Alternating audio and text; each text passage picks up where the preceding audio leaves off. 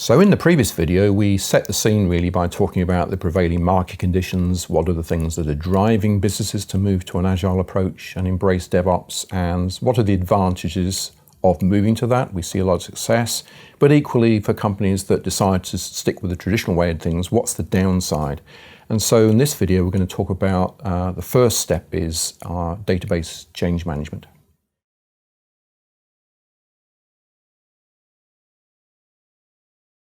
If a database development team has followed the same processes for, say decades, it's very difficult to break out of that cycle and adopt something which is a different way of doing things. But actually, it's not as hard as you might think.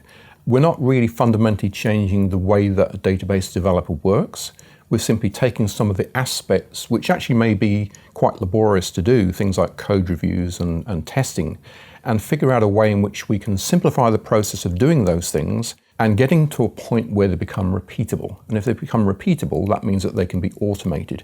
So the ultimate goal is automation. Automation is the key from a technology standpoint to database DevOps.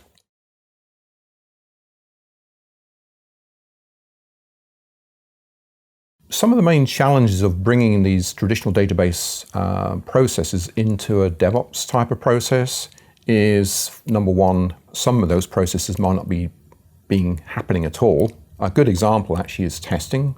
And what I mean by testing is functional unit testing of database procedural code.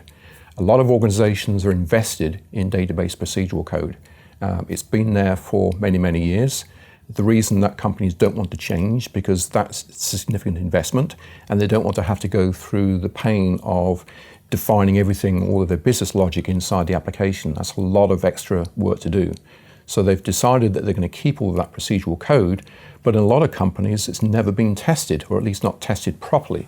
So we have to think about how we're going to test it, how we're going to reduce technical debt. What I mean by that is making sure that the code that you build and maintain continues to be maintainable in the future by somebody who didn't actually write the code. If you can't do that, if you have high technical debt, it restricts your ability to change that code quickly when you need to. And the other one I'd say is source control. So source control systems are used by application teams a lot. And in the most part, in my experience, most of database development teams also use source control. It's really important in a DevOps scenario because a source control system is your system of record. It records who changed what, why, and when, and records all those changes for auditing purposes if necessary, or if you need to roll back to a prior state if necessary.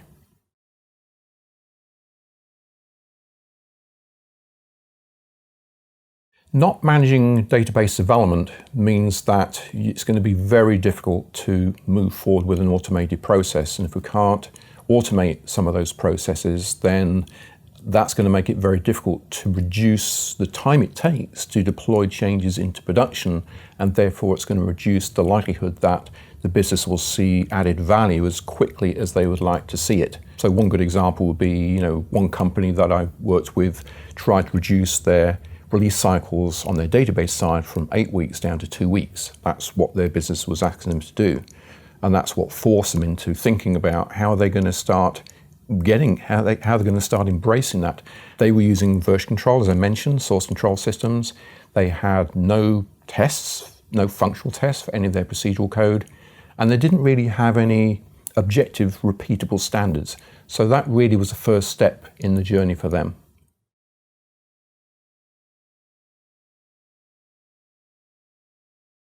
Quest Software has a solution called Toad. It is a suite of database development tools that enable developers to very easily integrate their source code changes with a source control system or a version control system like Git or Subversion. It enables them to easily define tests, unit tests, for procedural code even though that code already exists, simply by running the code and storing those tests in a repository. And it also has a rules-based system for code quality where a company can decide which rules reflect their corporate quality standards and then reuse those time and again for the future. And then once you've got to that point, we can then take those and automate them as part of a traditional automated build and deployment system that a lot of companies already have invested in.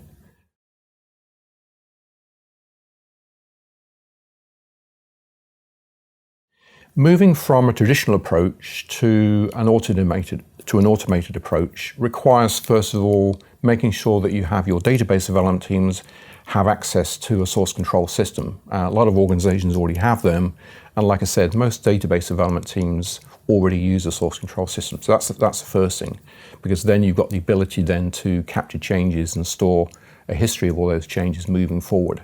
Using a source control system is also a trigger for an automated build process. That's something that application development teams already do. And then think about what procedural code you have that needs to be tested. Think about what code quality standards you've got. And it's very easy to set these things up inside of the Toad product line. Once these things are set up, then they lend themselves immediately to becoming part of an automated build and deployment process.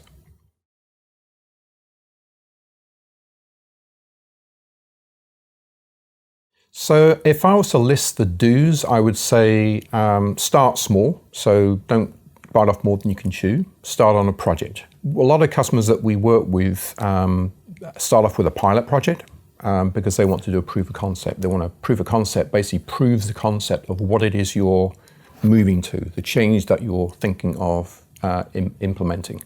Try it on a pilot project or a small scale, low risk project, just to exercise yourself, exercise those muscles, because you're working in a different way.